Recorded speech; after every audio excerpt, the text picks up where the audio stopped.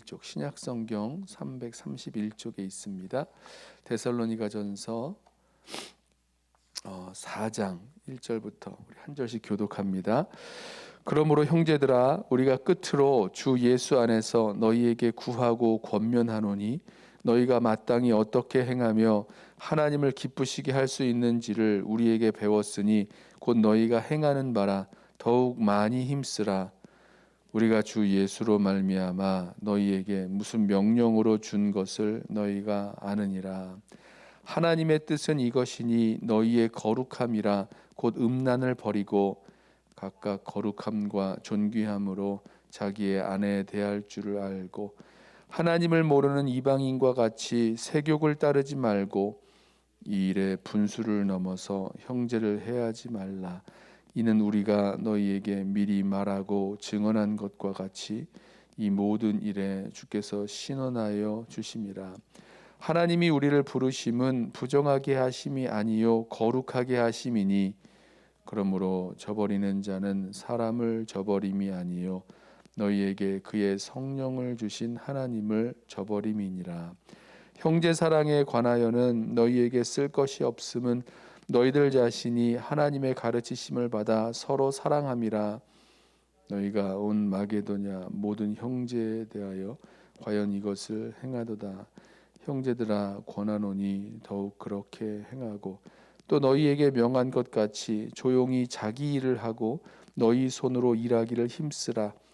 이는 외인에 대하여 단정히 행하고 또한 아무 궁핍함이 없게 하려 함이라. 아멘. 이 데살로니가 전서의 이 마지막 부분에 들어오면서 사도 바울이 이 교회를 향한 권면을 하고 있습니다.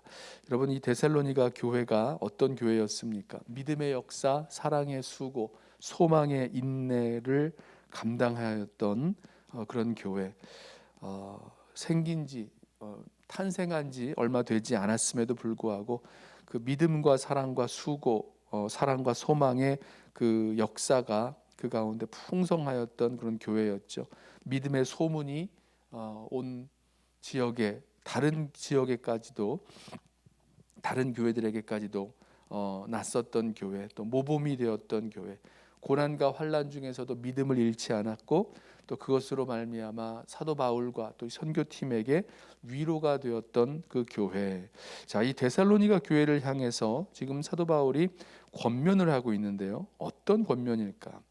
어떤 문제가 있는 교회라기보다는 지금 잘하고 있는 그런 교회라고 볼 수 있잖아요. 그런데 이 데살로니가 교회에게 주는 이 권면들을 보시면 칭찬이면서 또 동시에 더욱 많이 힘써야 된다라는 것을 말씀하고 있습니다. 지금 잘하고 있기 때문에 그런 것 같아요.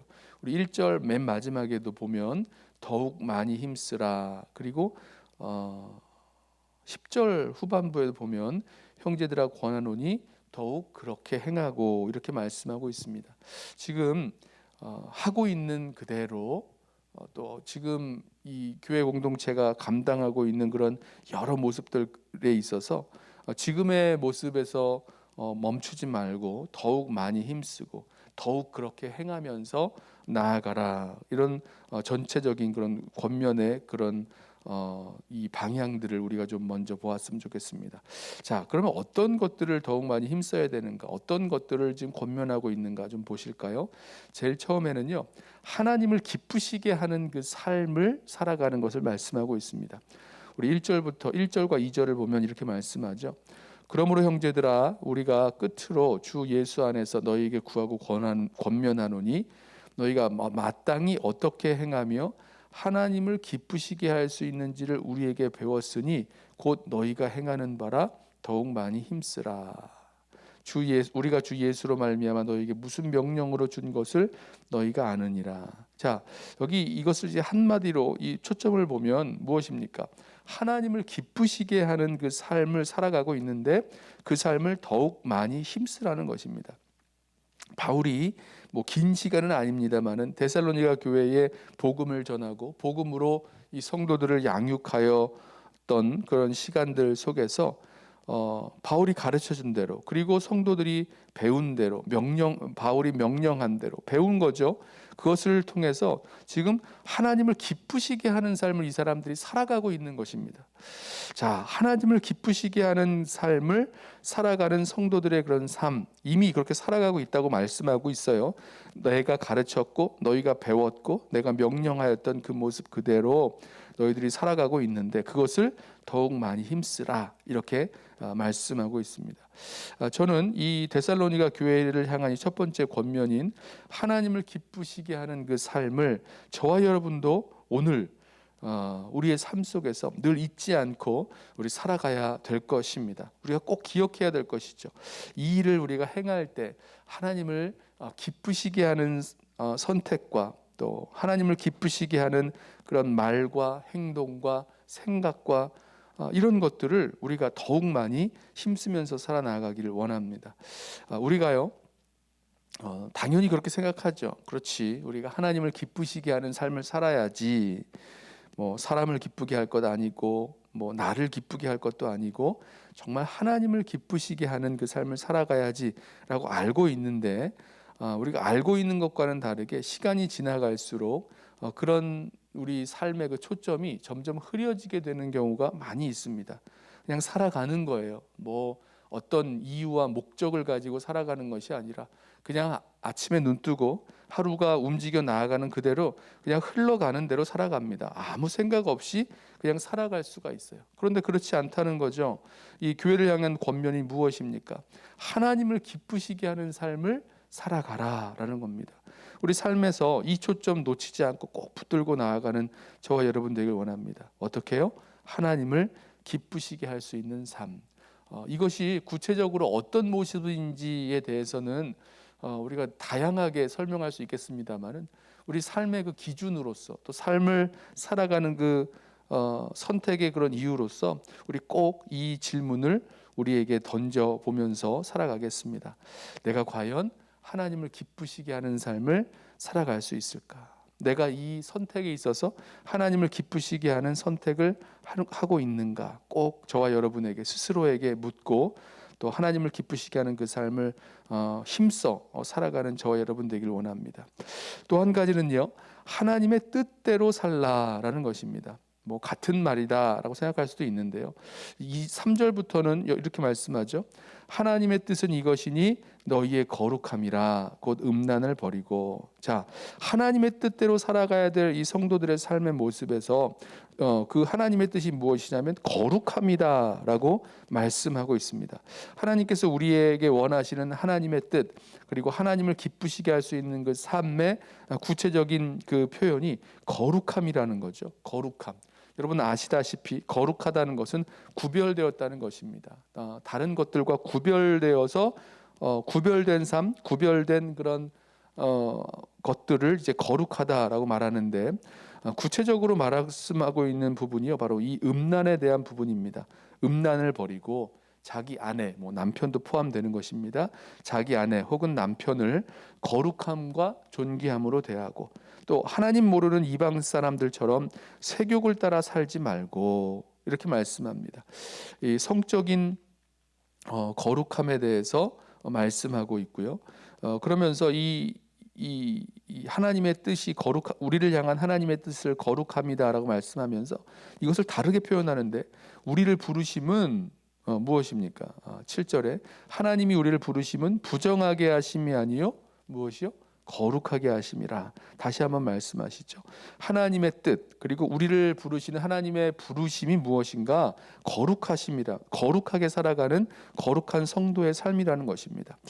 여기 우리를 거룩하게 하시는 성령께서 우리 안에서, 우리의 삶 속에서 우리의 거룩한 삶을 살아갈 수 있도록 말씀하시고 또 가르쳐 주시고 깨닫게 해주시고 또 인도하여 주시는데, 그 성령을 거스리면서 살아갈 수도 있어요. 그럼 우리의 거룩함을 잃어버리죠. 여기 이 성적인 일에 대해서만이 아니라 우리 삶의 모든 방면에 있어서의 그 거룩함 말입니다. 자, 여기서도 마찬가지로 저는 적용해 보고 싶어요. 여기 마지막에 이렇게 이 거룩한 성도의 삶을 말씀하면서 저버리는 자는 사람을 저버림이 아니요 너희에게 그의 성령을 주신 하나님을 저버림이니라. 그러니까 성령을 저버리고 또 성령을 주신 하나님을 저버림인데, 이 성령께서 우리 안에 오셔서 우리가 거룩한 성도의 삶을 살아갈 수 있도록 인도해 주신다는 것입니다. 자, 그래서요 우리가 처음에 하나님을 기쁘시게 할 수 있는 삶에 대해서 물어봤다면, 이 두 번째로 우리 이 하나님의 뜻대로 거룩한 성도의 삶을 살기 위해서 성령께서 우리들 가운데 어떻게 말씀하시고 어떻게 인도하시는지에 대해서 우리 늘 묻고 또 의식하고 살아갈 수 있는 저와 여러분 되길 원합니다.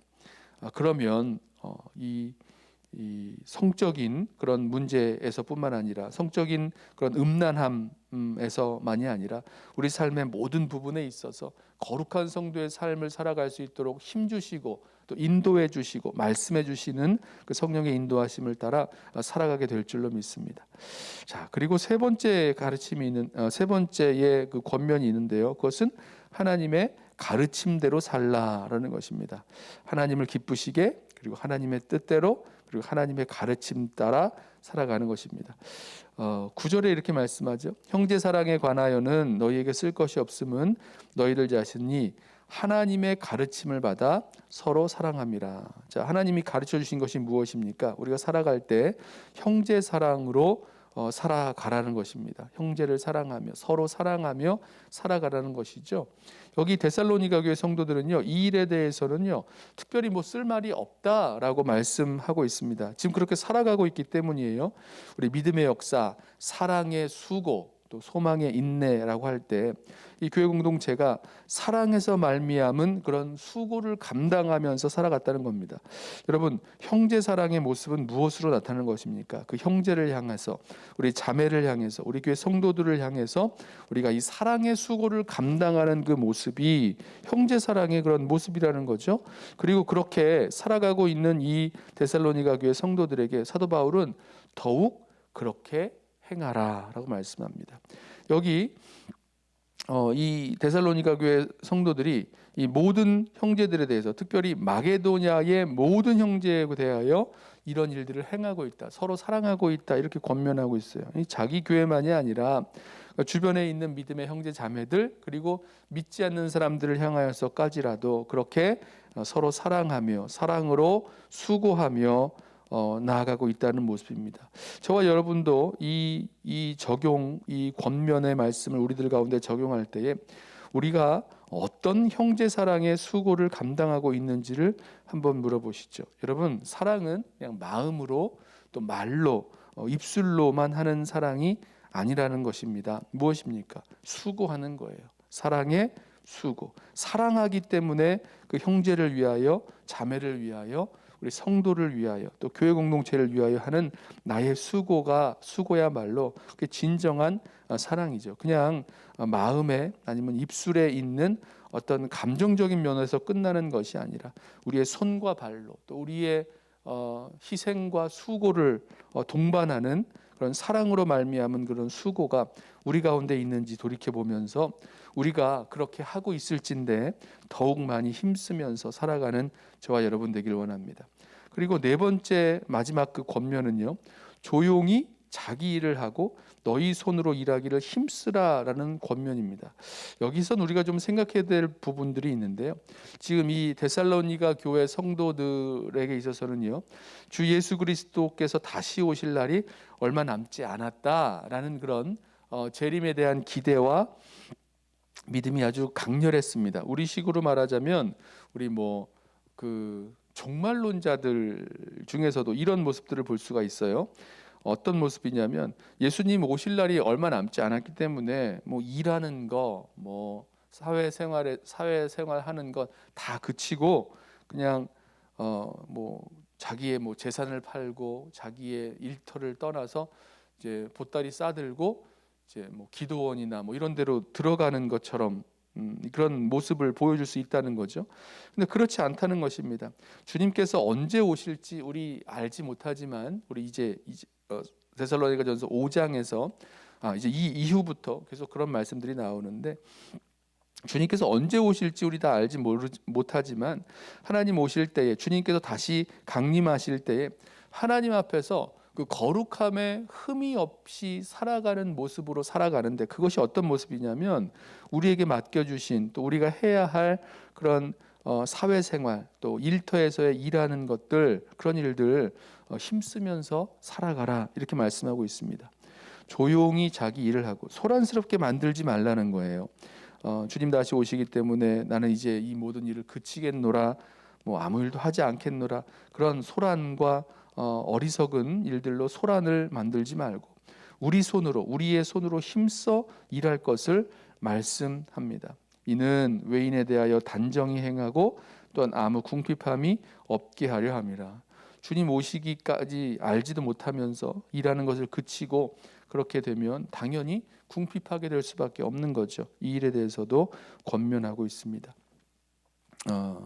어제 그 말씀할 때 사도 바울이 몇 절이죠? 앞에 13절에서 이렇게 말씀했죠. 이렇게 기도했습니다. 너희 마음을 굳건하게 하시고 우리 주 예수께서 그의 모든 성도와 함께 강림하실 때에 하나님 우리 아버지 앞에서 거룩함에 흠이 없게 하시기를 원하노라. 주님께서 다시 오실 때에, 강림하실 때에 하나님 앞에서 거룩함에 흠이 없게 하시기를 원하노라. 이 우리의 거룩함에 흠이 없는, 그런 흠 없는 거룩한 성도의 삶을 살아가기를 지금 권면하고 있는 것입니다. 하나님을 기쁘시게, 또 하나님의 뜻대로, 그리고 하나님의 가르침대로 살아가는 그 모습, 그리고 조용히 자기 일을 하고 우리 손으로 일하기를 힘쓰며 살아가는 그런 삶의 모습, 우리 하나하나 이 권면의 말씀들을 우리 삶에서 좀 적용해보고 우리 삶을 좀 진단하면서 나아가기를 원합니다.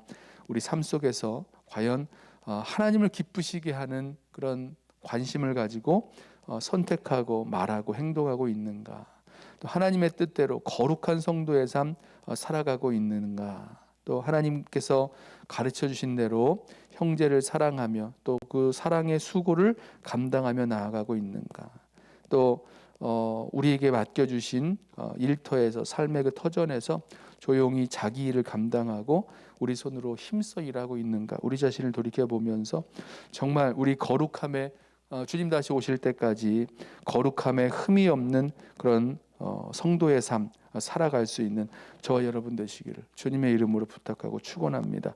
기도하겠습니다. 사랑과 은혜가 많으신 우리 주님, 감사합니다. 주님께서 다시 오실 그날까지 주님 앞에서 우리의 거룩함에 흠이 없도록 정말 하나님을 기쁘시게 살아가게 하옵소서.